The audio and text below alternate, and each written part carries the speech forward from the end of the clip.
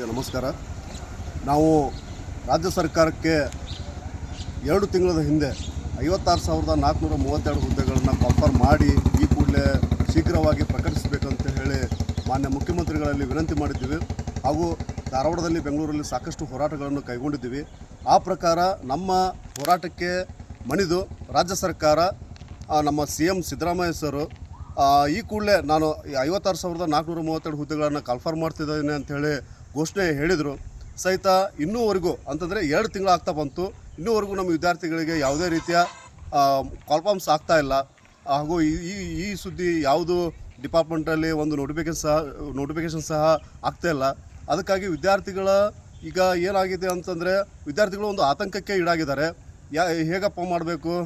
ರಾಜ್ಯ ಸರ್ಕಾರ ಘೋಷಣೆ ಮುಖ್ಯಮಂತ್ರಿಗಳು ಘೋಷಣೆ ಮಾಡಿದರು, ಇನ್ನೂವರೆಗೂ ನಮಗೆ ಯಾವುದೇ ರೀತಿಯ ಹುದ್ದೆಗಳು ನಮಗೆ ದೊರೀತಾ ಇಲ್ಲ, ಯಾವುದೂ ನೋಟಿಫಿಕೇಷನ್ ಆಗ್ತಾ ಇಲ್ಲ ಅಂತ ಹೇಳಿಬಿಟ್ಟು ಆತಂಕದಲ್ಲಿದ್ದಾರೆ.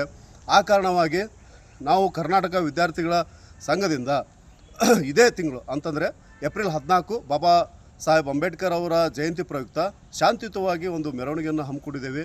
ಅಂತಂದರೆ ನಮ್ಮ ವಿದ್ಯಾರ್ಥಿಗಳಿಗೆ ಈ ಬೇಡಿಕೆಗಳು, ಇದರ ಜೊತೆಯಾಗಿ KPSCಲಿ ಇರುವಂತಹ ಅಕ್ರಮಗಳ ಒಂದು ತನಿಖೆ ಆಗಬೇಕು.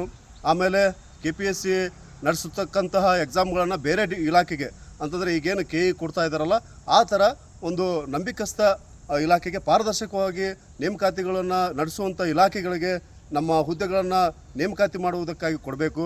ಹಾಗೂ PCPSI ನೇಮಕಾತಿಗಳನ್ನು ಮುಖ್ಯವಾಗಿ ಏನು ಕರ್ನಾಟಕದ ನೆರೆಹೊರೆಯ ರಾಜ್ಯಗಳಾದಂಥ ತೆಲಂಗಾಣ ಆಗಿರ್ಬೋದು, ಆಂಧ್ರ ಪ್ರದೇಶ ಮತ್ತು ಕೇರಳ, ತಮಿಳುನಾಡು, ಈ ರಾಜ್ಯದಲ್ಲಿ ಏನು ಹುದ್ದೆಗಳಿಗೆ PC ಮತ್ತು PSI ಹುದ್ದೆಗಳಿಗೆ ಆಗಿರ್ಬೋದು, ಫಾರೆಸ್ಟ್ ಗಾರ್ಡ್ ಆಗಿರ್ಬೋದು, ಎಕ್ಸೈಸ್ ಪೊಲೀಸ್ ಹುದ್ದೆಗಳಾಗಿರ್ಬೋದು, ಇವುಗಳಿಗೆಲ್ಲ ಏನು ವಯೋಮಿತಿ ಇದೆ ಅಲ್ಲ, ಆ ವಯೋಮಿತಿಯನ್ನೇ ಕಾಯಮಾಗಿ ಮುಂದುವರ್ಸ್ಕೊಂಡು ಹೋಗಬೇಕು.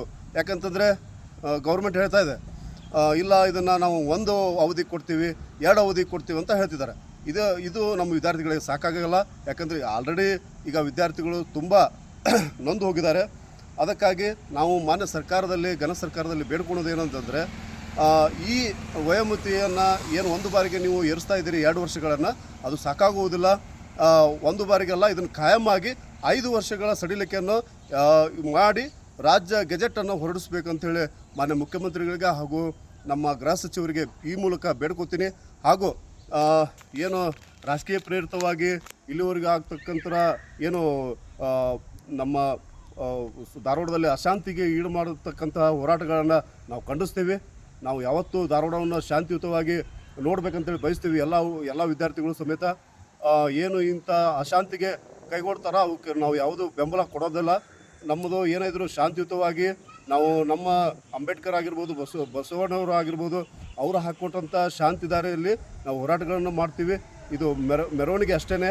ನಮ್ಮದು ವಿದ್ಯಾರ್ಥಿಗಳು ಅನಿರ್ದಿಷ್ಟ ಅವಧಿಯವರೆಗೆ ನಾವು ಆಗಲಿಲ್ಲ, ಏನು ಕಾಲ್ಫಾರ್ಮ್ಸ್ ಆಗಲಿಲ್ಲ ಅಂತಂದರೆ ಅನಿರ್ದಿಷ್ಟ ಅವಧಿಗೆ ನಾವು ಧರಣಿಯನ್ನು ಕೊಡಲಿಕ್ಕೂ ರೆಡಿ ಇದ್ದೀವಿ. ಮಾನ್ಯ ಸರ್ಕಾರದಲ್ಲಿ ಬೇಡ್ಕೊಳ್ಳೋದೇನೆಂದರೆ, ನಮ್ಮ ಬೇಡಿಕೆ ಆಗಿರತಕ್ಕಂತಹ 56,432 ಹುದ್ದೆಗಳನ್ನು ಈ ಕೂಡಲೇ ಶೀಘ್ರವಾಗಿ ಹೊರಡಿಸ್ಬೇಕಂತೇಳಿ ರಾಜ್ಯ ಸರ್ಕಾರಕ್ಕೆ ಈ ಮೂಲಕ ಆಗ್ರಹಪಡಿಸ್ತೇನೆ. ನಮಸ್ಕಾರ.